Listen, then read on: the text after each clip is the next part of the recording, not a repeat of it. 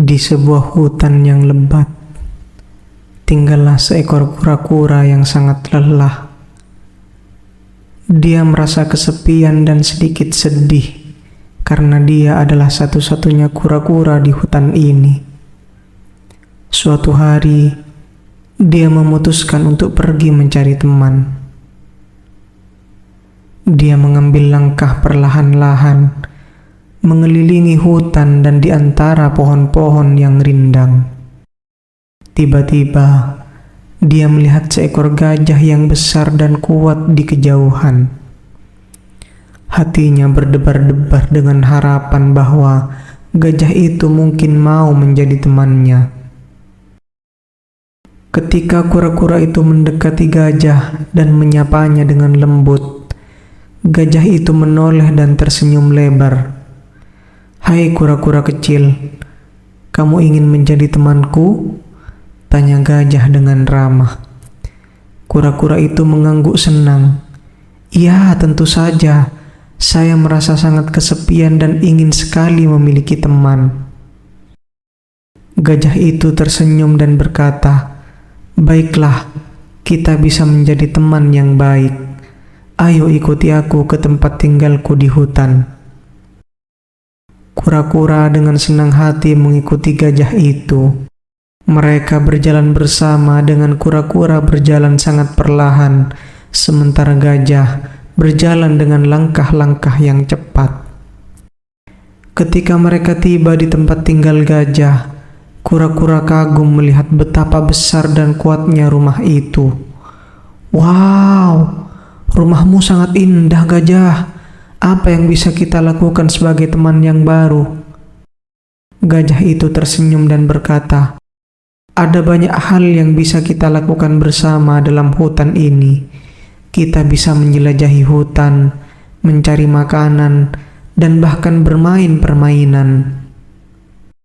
Kura-kura itu sangat senang dengan ide-ide itu.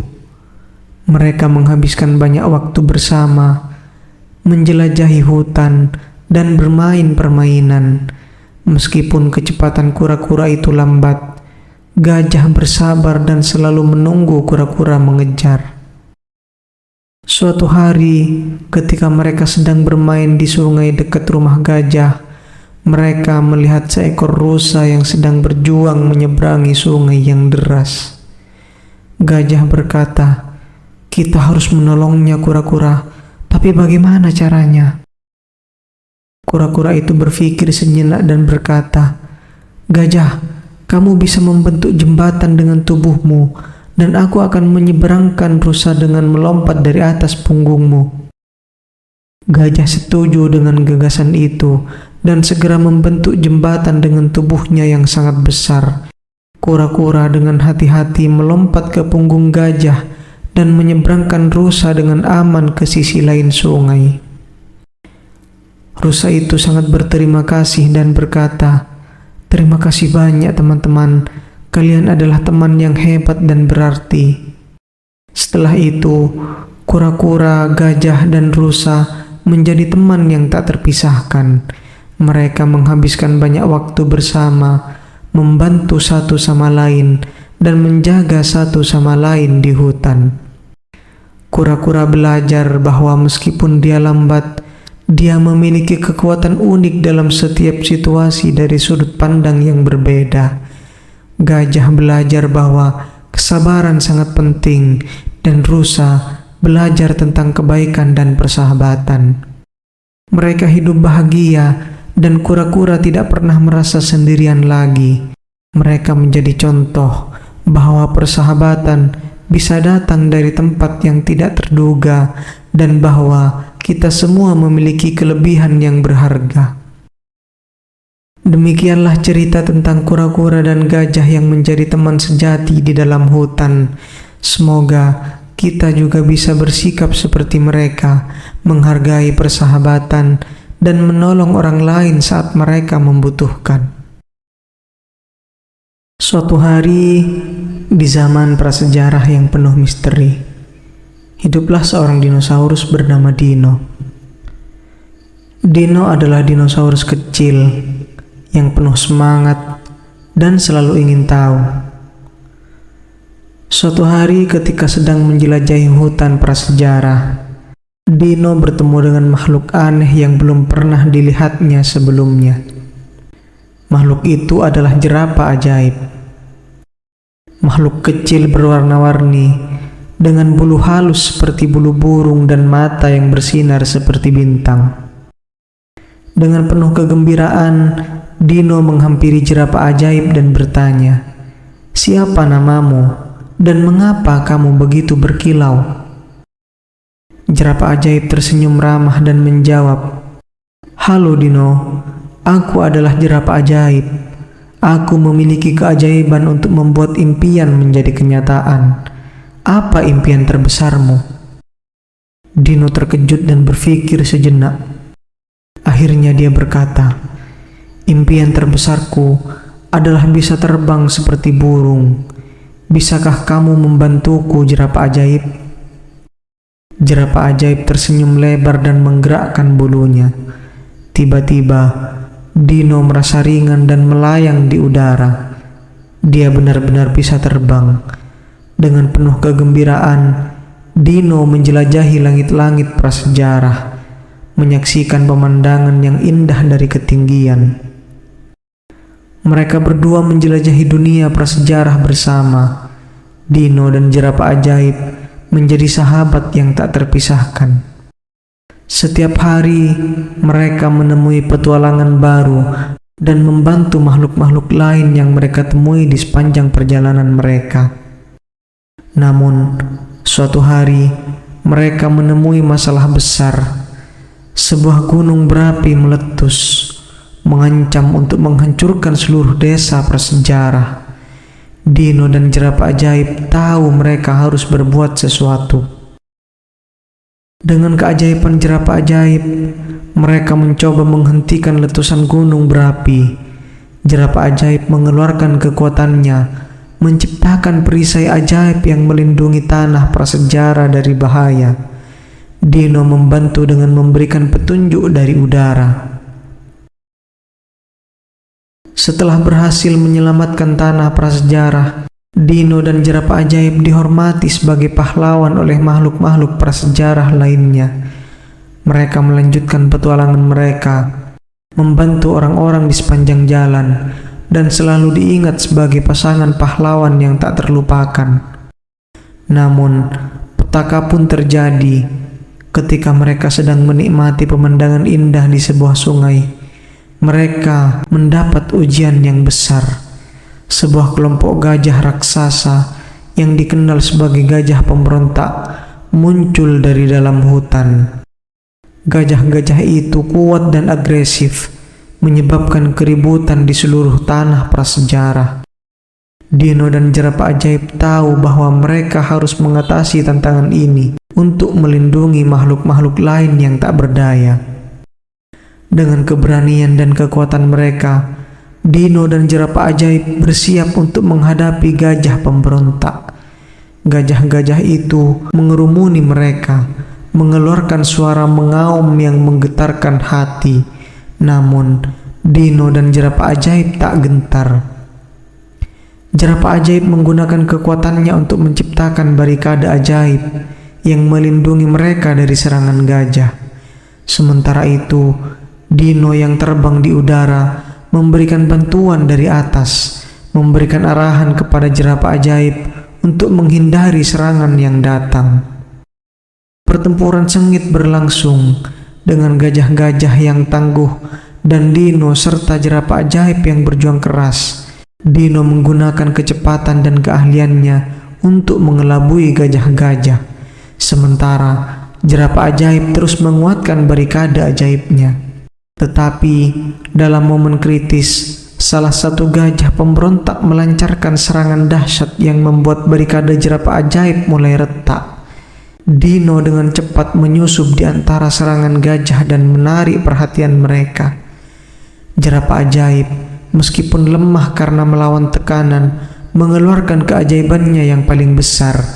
Dia menciptakan kilatan cahaya yang membingungkan gajah pemberontak, memberikan waktu kepada Dino untuk menyelamatkan barikade. Dengan kerjasama tim yang kuat, Dino dan jerapah ajaib berhasil mengusir gajah pemberontak. Meskipun lelah, mereka melihat ke sekeliling dan melihat wajah-wajah bersyukur dari makhluk-makhluk prasejarah yang mereka lindungi. Setelah kemenangan itu, Dino dan jerapah ajaib dihormati sebagai pahlawan yang lebih besar. Mereka melanjutkan petualangan mereka, menyadari bahwa bersama-sama mereka bisa mengatasi segala rintangan yang mungkin datang, dan bahwa persahabatan sejati selalu menjadi kekuatan terbesar. Dan begitulah petualangan Dino dan jerapah ajaib terus berlanjut, penuh dengan keajaiban, tantangan, dan tentu saja persahabatan yang abadi di dunia prasejarah yang penuh keindahan dan misteri.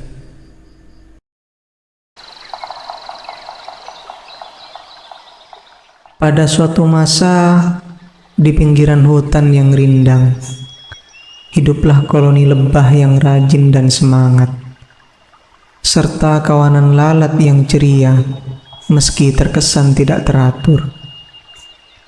Mereka tinggal di bawah naungan bunga-bunga yang sama, namun memiliki pandangan yang berbeda tentang kehidupan dan kerja. Lebah-lebah itu sibuk berkeliaran dari bunga ke bunga, mengumpulkan nektar untuk membuat madu yang lezat dan bergizi. Mereka bekerja keras, koordinasi yang baik, dan penuh dedikasi. Setiap lebah tahu tugasnya dan menjalankannya dengan sempurna, menghasilkan madu yang menjadi kebanggaan koloni. Sementara itu, lalat-lalat hanya terbang ke sana kemari tanpa tujuan yang jelas. Mereka sering hinggap di tempat yang kotor dan menyukai hal-hal manis yang mudah didapat, tak mementingkan kualitas. Lalat-lalat cenderung mencari kepuasan cepat dan tidak pernah memikirkan untuk membuat sesuatu yang bernilai atau bertahan lama seperti lebah. Suatu hari, sang raja lebah menasihati lalat-lalat yang sedang beristirahat di atas daun yang layu. "Sahabat-sahabatku, kenapa kalian tidak mencoba bekerja bersama dan menciptakan sesuatu yang berguna dan berharga? Bukankah lebih baik daripada menghabiskan hari tanpa tujuan yang jelas?" Para lalat tertawa. "Wahai Raja Lebah, kami menikmati kebebasan kami. Kami tidak ingin terikat dengan pekerjaan yang sulit dan melelahkan seperti kalian. Kami bahagia dengan apa yang kami miliki." Meskipun demikian, ada satu lalat muda yang merenungkan kata-kata Raja Lebah dan mulai merasa ingin menciptakan sesuatu yang berguna. Dia bercita-cita untuk membuat perubahan dan memiliki impian yang sama seperti lebah-lebah. Lalat muda itu mulai mengamati kerja lebah-lebah dari kejauhan. Dia mempelajari cara mereka mengumpulkan nektar dan membuat madu. Ia pun mulai menyadari bahwa dengan kerja keras dan dedikasi, ia juga dapat menciptakan sesuatu yang berharga. Ia berbicara dengan Raja Lebah. "Saya ingin belajar dari kalian. Saya ingin menjadi seperti lebah yang menghasilkan sesuatu yang berharga." Raja Lebah tersenyum. "Kamu diterima, temanku. Tapi ingat, jalan yang akan kamu tempuh tidak mudah dan akan membutuhkan komitmen." Lalat muda itu bekerja keras. Dia belajar banyak hal dan sedikit demi sedikit dia menjadi andal dalam mengumpulkan nektar. Kemudian dengan bantuan lebah, ia mulai mengolah nektar menjadi sesuatu yang berharga. Meskipun awalnya ia membuat kesalahan dan mengalami kegagalan, tapi dia tidak menyerah. Akhirnya, hari itu tiba. Lalat muda itu berhasil menciptakan madu versinya sendiri. Walaupun tidak sebaik madu lebah, tetapi itu adalah hasil karya dia sendiri yang dia banggakan. dan ini menginspirasi lalat-lalat lain untuk berpikir tentang hidup mereka. Mulai hari itu, sebagian lalat mulai memandang pekerjaan dan tujuan dengan pandangan yang baru. Mereka belajar bahwa dengan kerja keras, dedikasi, dan belajar dari mereka yang berpengalaman, mereka pun dapat membuat perubahan yang berarti dan membawa manfaat bagi banyak orang. Koloni lebah dan kawanan lalat, meskipun berbeda, hidup berdampingan dengan rasa saling menghargai dan mengambil pelajaran penting dari satu sama lain. Hidup menjadi lebih seimbang dan harmonis di pinggiran hutan yang rindang itu.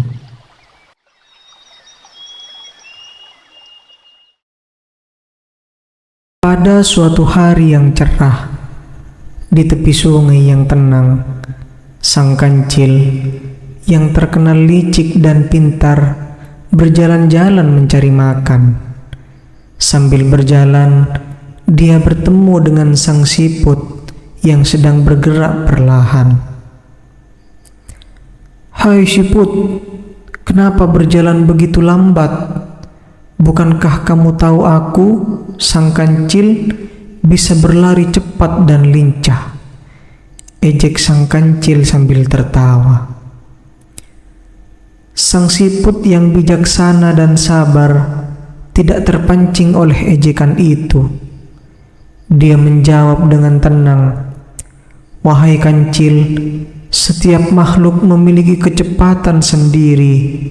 Aku mungkin lambat, namun aku tetap dapat mencapai tujuanku dengan sabar dan tekun."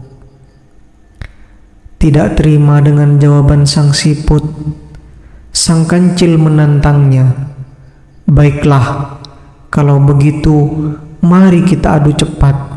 Aku yakin aku akan menang dengan mudah melawanmu."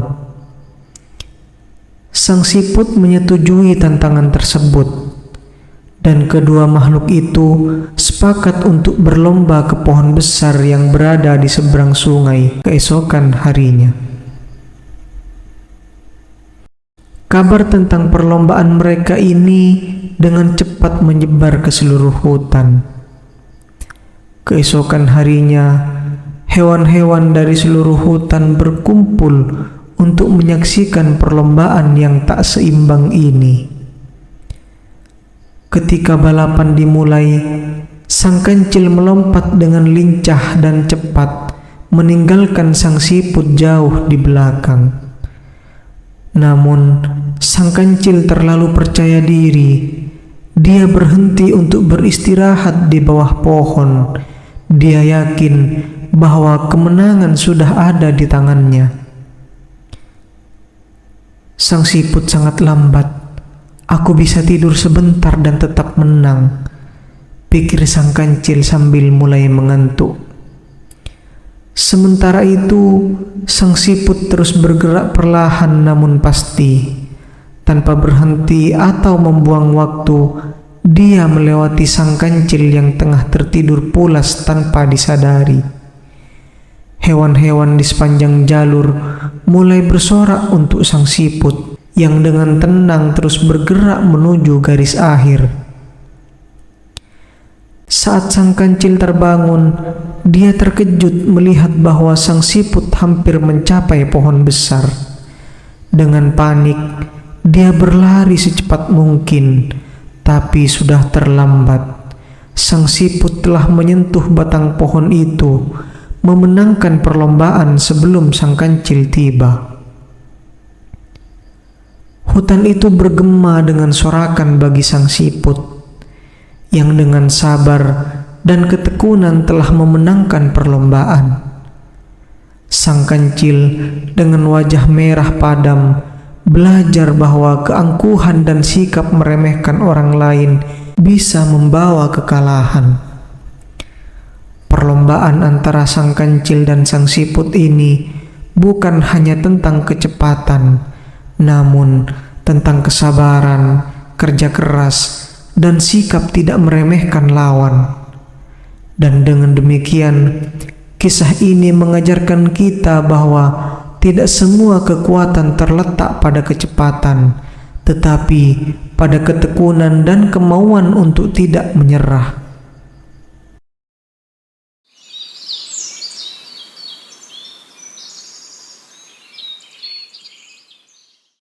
Pada suatu hari, di tengah padang rumput yang luas, tinggallah seekor semut bekerja keras bernama Sari dan seekor jangkrik pemalas bernama Jojo. Sari selalu sibuk mengumpulkan makanan untuk persediaan di musim dingin. Sementara Jojo lebih suka bermain dan bernyanyi di bawah terik matahari. Sari, semut yang rajin itu, selalu bangun pagi untuk bekerja. Dia berkeliling padang rumput mengumpulkan biji-biji dan remah-remah untuk disimpan. Sari tahu bahwa musim panas tidak akan berlangsung selamanya dan musim dingin akan segera datang. Di sisi lain, Jojo, jangkrik yang gemar bersenang-senang, memandang pekerjaan Sari sebagai sesuatu yang sia-sia. Jojo selalu berkata, "Hei Sari, mengapa kamu bekerja sekeras itu? Musim panas masih panjang. Ayo bersantai dan bernyanyi bersama." Namun, Sari tetap pada pendiriannya dan tidak mau bergaul dengan Jojo yang pemalas. "Musim dingin akan tiba dan aku harus siap," jawab Sari setiap kali diajak oleh Jojo. Hari berganti hari, Sari terus bekerja keras, sementara Jojo terus bermain dan bernyanyi. Tidak lama kemudian, musim dingin pun tiba. Salju mulai turun, menutupi padang rumput dengan selimut putih yang dingin. Sari sudah siap. Dia memiliki cukup makanan untuk bertahan selama musim dingin dan bersembunyi dengan nyaman dalam sarang yang hangat yang telah dibangunnya dengan susah payah. Jojo di sisi lain tidak siap. Dia kedinginan dan lapar. Nyanyiannya sudah tidak lagi terdengar karena dia terlalu lemah untuk bersenang-senang. Dalam keputusasaannya, Jojo pergi ke sarang Sari untuk meminta bantuan.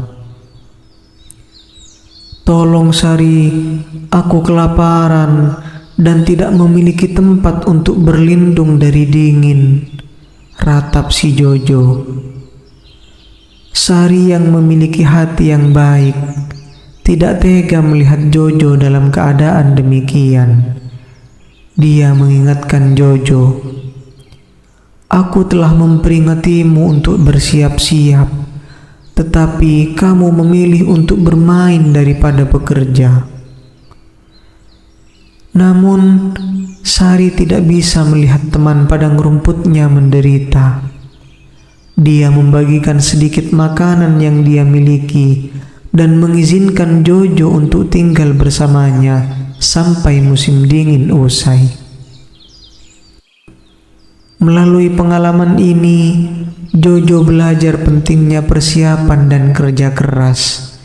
Dia berjanji pada dirinya sendiri bahwa begitu musim dingin berlalu, dia akan bekerja sekeras Sari untuk memastikan dia tidak akan terjebak dalam situasi serupa di masa depan. Dan begitulah semut dan jangkrik belajar untuk hidup berdampingan, menghargai kekuatan dari kerja keras, serta kenikmatan dari istirahat dan permainan di waktu yang tepat. Mereka menjadi contoh bagi semua makhluk di padang rumput bahwa keseimbangan dalam kehidupan adalah kunci kebahagiaan.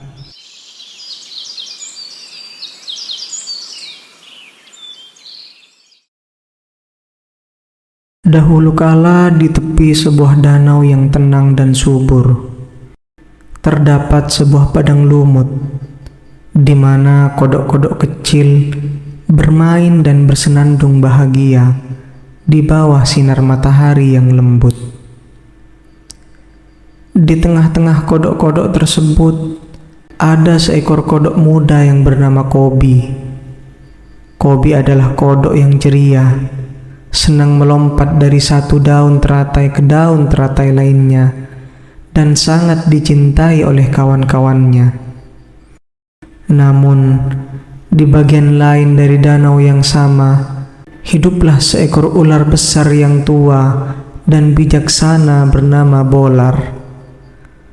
Bolar tidak suka kebisingan dan sering merasa terganggu oleh kegembiraan kodok-kodok itu, terutama melompat-lompatnya Kobi yang ceria. Suatu hari, Bolar memutuskan untuk mengajarkan pelajaran kepada kodok-kodok berisik tersebut. Bolar mendekati padang lumut dengan sangat perlahan, tidak terdengar oleh kodok-kodok yang sedang asik bermain. Dia melingkar dan mendesis, sampai Kobi yang tidak menyadari bahaya melompat tepat ke hadapan Bolar. "Oh, kodok kecil," bisik Bolar dengan suaranya yang mendalam. "Apakah engkau tidak tahu cuaca hari ini terlalu cerah untuk melompat-lompat tanpa perhatian?" Kobi yang terkejut dan takut tidak bisa bergerak atau bersuara. Dia belum pernah melihat ular sebesar dan seberbahaya Bolar. Kami hanya bermain, Tuan Ular." Akhirnya Kobi menjawab, suaranya bergetar. "Aku mengerti, tetapi dunia tidak selalu seindah padang lumut ini," lanjut Bolar. "Bahaya mengintai di setiap bayangan, dan makhluk seperti aku bisa dengan mudah menjadikan makhluk kecil seperti engkau santapanku." Kobi yang merasa hikmat di hati Bolar berkata, "Jika engkau mengajarkan kepadaku cara menghadapi dunia yang bahaya itu, maka aku yakin semua kodok akan mendengarkan perkataanmu dan belajar untuk lebih berhati-hati." Bolar terdiam sejenak, menimbang-nimbang kata-kata Kobi yang penuh kejujuran tersebut. Akhirnya, ia mengangguk perlahan, memutuskan untuk membagikan hikmahnya. Selama beberapa hari berikutnya, Bolar mengajarkan kodok-kodok cara mendeteksi bahaya, mengenali tanah yang berbahaya untuk diinjak, dan cara bersembunyi dari pemangsa. Kobi menjadi murid yang penuh semangat, menyebarkan ilmu yang dipelajarinya ke teman-temannya dan menyelamatkan banyak kodok dari nasib buruk. Berkat Bolar, komunitas kodok menjadi lebih bijaksana dan hati-hati, sementara masih menikmati keceriaan alam mereka. Sedangkan Bolar, meski masih menyukai kesendirian, kini merasa sebuah kehangatan di hatinya, mengetahui bahwa dia telah membuat sebuah perbedaan yang positif di dalam komunitas kecil makhluk yang sebelumnya ia anggap hanya sebagai gangguan. Kobi dan Bolar, sang kodok dan ular itu, selalu mengingat pertemuan mereka dengan perasaan rasa syukur. Dan dari hari itu, danau yang subur itu tidak hanya dipenuhi oleh tawa kodok-kodok, melainkan juga oleh rasa saling menghormati dan kebijaksanaan yang dibawa oleh persahabatan yang tidak terduga. Dan begitulah padang lumut dan danau tetap menjadi tempat di mana cerita tentang persahabatan, kecerdasan, dan keseimbangan kehidupan terus bergema.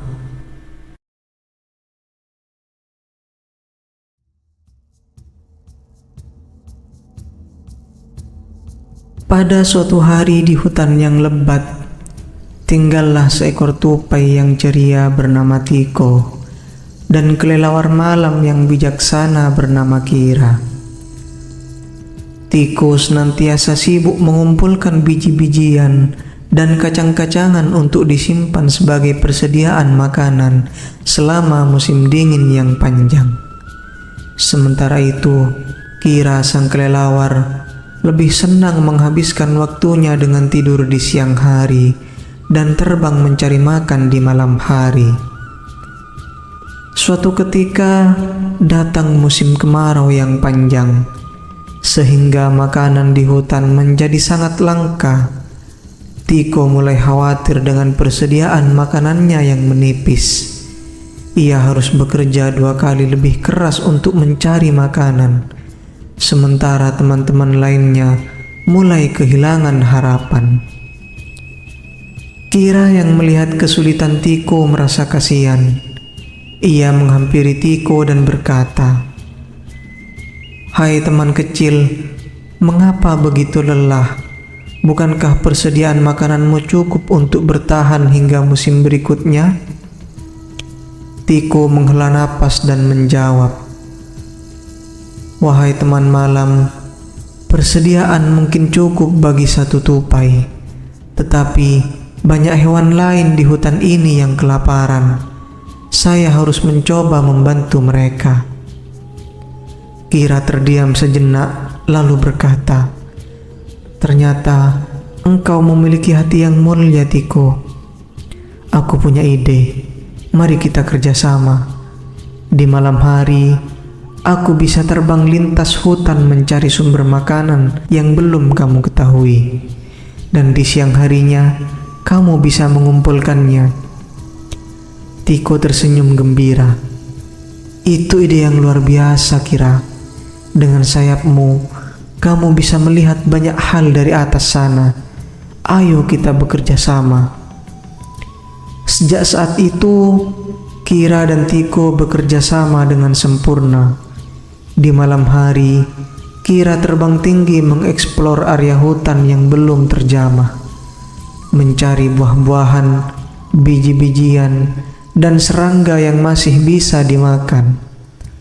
Ia kemudian akan memberi tanda dengan suara khasnya atau dengan menggoreskan kulit pohonnya. Pada siang harinya, Tiko akan mencari tanda yang diberikan Kira dan mengumpulkan makanan tersebut. Tak lama kemudian, persediaan makanan di hutan mulai bertambah. Tiko juga membagikan rahasianya kepada hewan-hewan lain di hutan itu, mengajari mereka bagaimana cara bekerja sama untuk bertahan hidup. Dengan kecerdikan Tiko dan bantuan Kira, hewan-hewan di hutan itu tidak lagi kelaparan hingga kemarau berakhir. Semua hewan di hutan tersebut belajar nilai penting kerjasama dan saling membantu.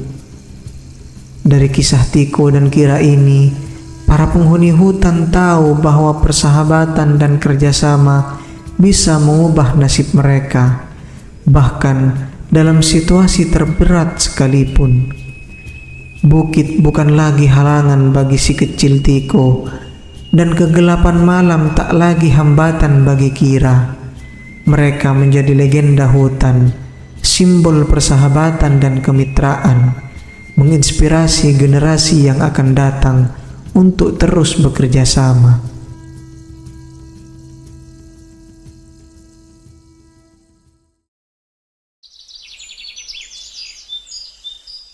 Di sebuah padang yang luas dan indah, hiduplah sekelompok kupu-kupu dan capung yang saling bersahabat.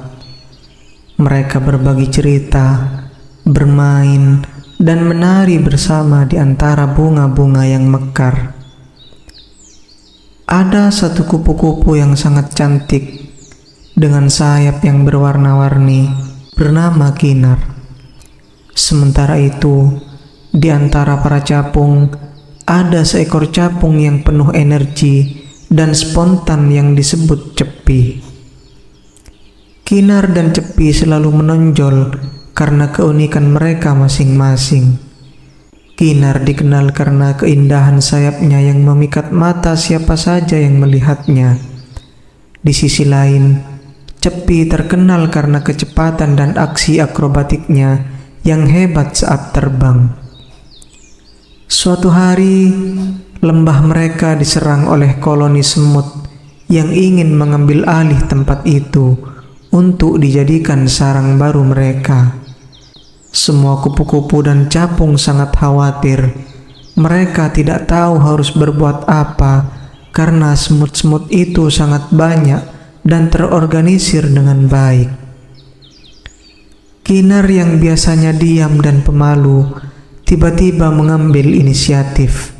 Dia terbang tinggi dan melihat pemandangan dari atas, mencoba mencari kelemahan koloni semut. Dia melihat bahwa di ujung lembah banyak bunga yang belum mekar dan beberapa batu besar yang bisa menghalangi jalur semut. Dia kembali dan memberitahu rencananya kepada Cepi dan yang lainnya. "Kita bisa gunakan bunga dan batu itu untuk membuat penghalang," kata Kinar. "Kita buat jalur yang membingungkan sehingga semut-semut itu tidak bisa menemukan jalan mereka ke sini." Cepi segera setuju dan dengan kecepatannya ia mengorganisir para capung untuk menyiapkan bunga dan batu. Beberapa kupu-kupu membantu dengan mencari bunga untuk membuat penghalang lebih padat. Mereka bekerja sama, memadukan keindahan dengan kecepatan, dan akhirnya terciptalah labirin bunga yang membingungkan bagi semut-semut tersebut. Ketika semut-semut mencoba memasuki lembah lagi, mereka tersesat dan bingung dalam labirin yang dibuat oleh para kupu-kupu dan capung. Mereka tidak bisa menemukan jalan ke tengah lembah dan akhirnya memutuskan untuk pergi mencari tempat yang lebih mudah untuk dikuasai. Kedamaian pun kembali ke padang tersebut. Semua kupu-kupu dan capung merayakannya dengan tarian di udara yang meriah. Mereka bersyukur telah bekerja sama dan menyadari bahwa kerja tim adalah kunci untuk mengatasi masalah yang besar. Kinar dan Cepi menjadi contoh bagi semua bahwa tidak peduli seberapa berbedanya mereka, setiap individu memiliki kekuatan dan ketika mereka bersatu, mereka bisa mengatasi bahkan rintangan yang paling sulit sekalipun. Dan begitulah padang itu kembali dipenuhi dengan tawa dan nyanyian. Dengan setiap kupu-kupu dan capung menghargai keunikan satu sama lain. Mereka hidup lama dan bahagia, mengingat pelajaran berharga tentang persahabatan, keberanian, dan kerjasama.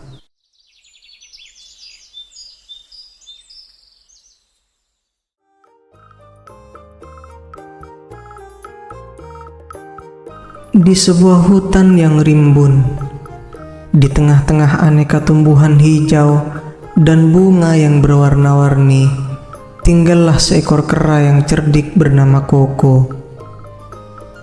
Koko tidak seperti kera lainnya. Dia adalah seorang pujangga dan pemimpi yang senang menghabiskan waktu dengan membaca dan menuliskan puisi. Dalam salah satu petualangannya di hutan, Koko bertemu dengan seorang kelinci yang anggun dan cantik.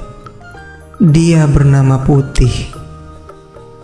Dengan mata yang bulat dan bulu yang lembut bak awan di langit, Putih memikat hati Koko sejak pandangan pertama. "Siapa gerangan dirimu, wanita nan cantik jelita yang melompat-lompat bagaikan tarian alam?" tanya Koko kagum. Putih tersenyum, matanya berbinar. "Saya Putih, anak hutan ini, yang menari mengikuti irama dedaunan." Koko yang biasanya lancar berbicara, merasa kata-katanya terhenti. Namun, tak ingin kehilangan kesempatan, dia pun berkata, "Ah Putih, apakah kau tidak keberatan menyimak salah satu buah karya puisi yang telah kucipta?" Putih mengangguk penasaran. Dengan senang hati Koko. Dan dengan suara yang penuh emosi, Koko mulai membacakan puisi tentang hutan yang damai, tentang dedaunan yang berbisik, dan tentang bulan purnama yang menyinari keindahan malam. Putih terpesona bukan hanya oleh kata-katanya yang indah, tapi oleh ketulusan hati Koko. "Ah Koko, kau bukan hanya seekor kera, tapi seorang penyair juga," ucap Putih terharu. "Hatimu sehalus sutra dan pikiranmu sejernih mata air." Koko tersenyum, tergerak oleh pujian yang diberikan oleh Putih. "Wahai kelinci yang lembut, bersamamu aku merasa seperti pahlawan dalam dongeng, siap untuk berlayar di lautan petualangan. Bisakah aku mungkin meminjam sedikit waktumu lagi esok hari?" "Mungkin," kata Putih dengan gurauan hangat, "jika puisi esok hari setinggi loncatanku." Mereka berdua tertawa, suara mereka berpadu dengan alunan angin hutan. Hari berganti dan pertemuan demi pertemuan membuat kisah mereka terjalin lebih jauh. Mereka berbagi cerita, tertawa bersama, dan belajar satu sama lain. Tapi Koko tahu, di dalam hati yang paling dalam, dia telah jatuh cinta pada kelinci yang lincah itu. Suatu hari dengan beraninya Koko berkata, "Wahai Putih, aku mustahil boleh bersamamu karena kita berbeda, tapi izinkan aku mengatakannya, dalam puisi atau tidak, bahwa aku jatuh cinta padamu." Putih mendekat, matanya lembut dan menghangatkan jiwa. "Oh Koko, di mataku kau lebih dari sekedar kera, dan perasaan yang kau tunjukkan membuatku semakin berharga. Cinta tak mengenal bentuk atau warna, dan hatiku telah terbuka untukmu." Dan di bawah sinar bulan, di antara nyanyian jangkrik dan bisikan pohon, mereka berdua merajut kisah cinta yang mana kera dan kelinci bukan sekedar kawan, tapi sahabat sejati dan pemadu cinta yang tulus. Mereka, Koko dan Putih, menjadi pengingat bagi semua penghuni hutan bahwa cinta mampu melintasi semua perbedaan, dan bahwa keberanian untuk menyatakan hati adalah langkah paling mulia dalam tarian yang abadi ini yang kita sebut kehidupan.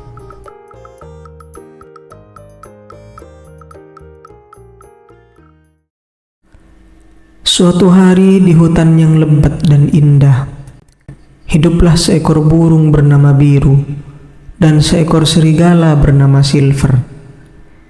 Keduanya hidup di dunia yang damai, di mana berbagai makhluk hutan hidup berdampingan tanpa ada konflik. Biru dan Silver adalah teman baik, meskipun mereka berasal dari spesies yang berbeda. Biru, burung dengan bulu berwarna biru langit, adalah penjelajah yang suka menyusuri langit dan hutan. Dia memiliki sayap yang kuat dan mata yang tajam.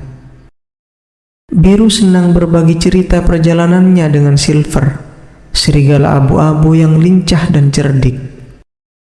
Suatu hari ketika mereka sedang duduk di bawah pohon besar, mereka mendengar tentang sebuah legenda hutan yang belum pernah terungkap. Legenda itu mengisahkan tentang bintang biru, sebuah permata berkilauan yang diyakini dapat memberikan kebahagiaan dan kedamaian kepada siapapun yang menemukannya. Bintang biru tersembunyi di dalam gua di puncak Gunung Perak, kata burung tua yang bercerita. Kedua teman itu pun memutuskan untuk memulai petualangan mereka untuk menemukan bintang biru. Mereka tahu bahwa perjalanan itu akan penuh dengan rintangan, Tetapi keinginan mereka untuk membawa kebahagiaan kepada hutan membuat mereka tetap semangat. Selama perjalanan mereka, Biru dan Silver bertemu dengan berbagai makhluk hutan seperti tupai yang ramah, kura-kura yang bijaksana, dan kupu-kupu yang cantik. Mereka belajar bahwa keberagaman adalah kekayaan, dan kerjasama antar spesies membuat hutan menjadi tempat yang harmonis. Namun di tengah-tengah perjalanan, mereka juga menghadapi ujian yang sulit, cuaca dan buruk, dan makhluk hutan yang kurang ramah mencoba menghalangi mereka. Tetapi setiap kali mereka menghadapi kesulitan, Biru dan Silver selalu menemukan cara untuk bekerja sama dan mengatasi rintangan tersebut.